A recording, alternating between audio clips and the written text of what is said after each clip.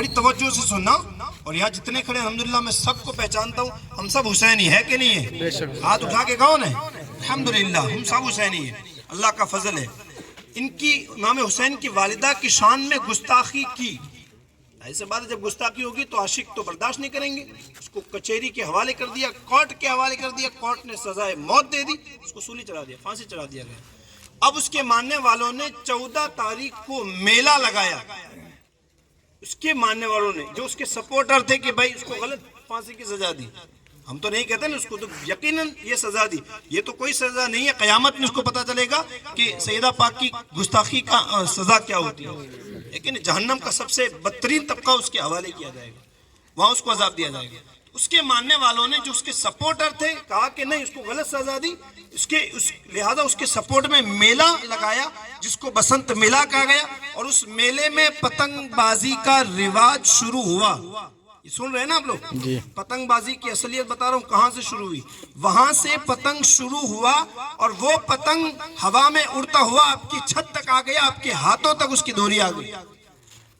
آپ محرم میں کہتے ہیں یا حسین ہم نہ تھے، ہے نا، آپ کو منع کیا جاتا ہے کہ بھائی سینہ مت کٹو، اپنے بدن پر تلوار نہ چلاؤ، یہ حرام ہے، آپ نہیں مانتے ہو، حرام کرتے ہو، کیوں؟ امام حسین کی محبت ہے، حالانکہ محبت میں حرام کرنے کی ہرگز سے اجازت نہیں ہے، مگر میں آپ سے یہ پوچھتا ہوں کہ آپ امام حسین کی محبت میں اپنے سینے پر تلوار مارنے کو تیار ہو کہ امام حسین کی ماں کی گستاخی کرنے والے کی یاد میں جو ہے منانے کے لیے جو پتنگ بازی شروع کی گئی، اس پتنگ کی ڈوری کو چھوڑنے کے لیے تیار نہیں ہو؟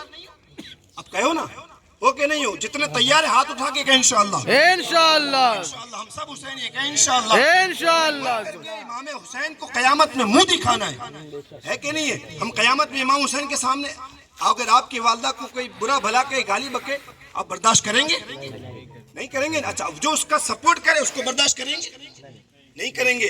آپ غور تو کرو، امام حسین کی والدہ کی گستاخی کرنے والے کی یاد ہم چھتوں پر چڑھ چڑھ کے، اچھا مفت میں بھی نہیں، پیسہ دے دے کر کے، اپنا وقت برباد کر کر کے، اور پھر اللہ بچائے کیسی کہ اپنے گھر کی عورتوں کو بھی چھت پر لے جانے کی، ٹیپے بجانے کی، اور اللہ کی پناہ لوگ فجر میں اذان ہوتی ہے، حی علی الصلاۃ، حی علی الصلاۃ، 2 بار، آؤ نماز کی طرف 2 بار، آؤ کامیابی کی طرف 2 بار، اذان میں 4 بار آؤ آؤ بلایا جاتا ہے، اقامت میں پھر 4 بار بلایا جاتا ہے، اس کے باوجود اٹھانے کے لیے صدائے مدینہ دینے کے لیے لوگ آتے ہیں کہ اٹھو فجر کا وقت ہو گیا، ہم نہیں اٹھتے۔ اور شرم کی بات یہ ہے کہ اترائن کے دن لوگ اذان سے پہلے چھتوں پر ٹھنڈی میں چڑھ جاتے ہیں اور ٹیپ بجاتے ہیں۔ اللہ میں اکبر۔ کہتا ہوں قیامت میں امام حسین کو کیا منہ دکھاؤ گے، اور رسول اللہ کو کیا منہ دکھاؤ گے کہ میرے نبی نے فرمایا جس نے فاطمہ کو عزت دی اس نے مجھے عزت دی، اس نے مجھے تکلیف پہنچائی، اور جو نبی کو تکلیف پہنچائے وہ یقیناً جہنمی ہے، بے ایمان ہے تو یقیناً جہنمی ہے۔ لہٰذا میں آپ کی بارگاہ میں یہ علماء کرام اسی لیے آئے ہیں کہ ان خرافات سے آپ کو بچائیں، اور ان گستاخی والے دنوں کو آپ ہرگز نہ منائیں، ہے نا۔ آپ ہاتھ اٹھا کے کہ انشاءاللہ، کون کون نہیں چکائے گا پتہ نہیں؟ انشاءاللہ، ہے نا۔ اب دیکھو آپ کو علم نہیں ہوگا، آپ نے چکا لیا، ہم سب توبہ کرتے ہیں ان علماء کرام کی موجودگی میں کہ اللہ پاک ہم نے جو جانے انجانے میں جتنے گناہ کیے مولا ہم سب کے گناہوں کو معاف فرمائے، آمین۔ ہم تو سب توبہ کرتے ہیں مولا سیدہ پاک خاتون جنت سیدہ فاطمہ طاہرہ سلام اللہ علیہا کے صدقے میں مولا، اور ان کے شہزادوں کے صدقے میں ہماری توبہ کو قبول فرما، اور انشاءاللہ ہم نیت کرتے ہیں کہ نہ خود چکائیں گے نہ دوسروں کو چکانے دیں گے انشاءاللہ۔ انشاءاللہ۔ اب میں آپ کا شریعت حکم بیان کر دوں۔ پتنگ